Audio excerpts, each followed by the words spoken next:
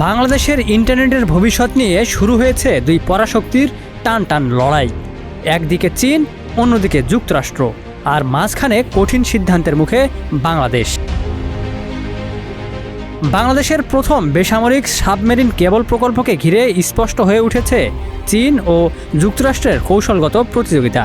এই প্রকল্পে চীনা প্রযুক্তি ব্যবহারের পরিকল্পনা থাকায় আপত্তি জানিয়েছে যুক্তরাষ্ট্র। তাদের দাবি, চীনা প্রযুক্তি ব্যবহার করলে জাতীয় নিরাপত্তা, সাইবার নিরাপত্তা, গুপ্তচর বৃত্তি এবং ডেটা চুরির ঝুঁকি তৈরি হতে পারে।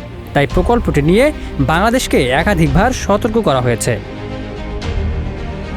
অন্যদিকে চীন বলছে, অবাণিজ্যিক ও বাহ্যিক চাপের কারণে প্রকল্পের অনুমোদন বিলম্বিত হচ্ছে। চীনা দূতাবাস বাংলাদেশ সরকারকে দ্রুত অনুমোদন দিয়ে কাজ শুরু করার আহ্বান জানিয়েছে। তাদের দাবি, প্রকল্পটি বাস্তবায়িত হলে দুই দেশের টেলিযোগাযোগ সহযোগিতা আরও শক্তিশালী হবে। জানা গেছে, প্রকল্পের জরিপসহ বেশিরভাগ প্রস্তুতি শেষ হলেও কয়েকটি মন্ত্রণালয়ের অনুমোদন না পাওয়ায় এখনও কাজ শুরু করা যায়নি। বিশেষজ্ঞদের মতে, এটি শুধু একটি সাবমেরিন কেবল প্রকল্প নয়, এটি এখন প্রযুক্তি, কূটনীতি এবং ভূ রাজনীতির নতুন প্রতিযোগিতার অংশ। তাই বাংলাদেশের সিদ্ধান্ত হতে হবে অত্যন্ত সতর্ক ও জাতীয় স্বার্থকে সর্বোচ্চ গুরুত্ব দিয়ে। Desk report, news flash 71।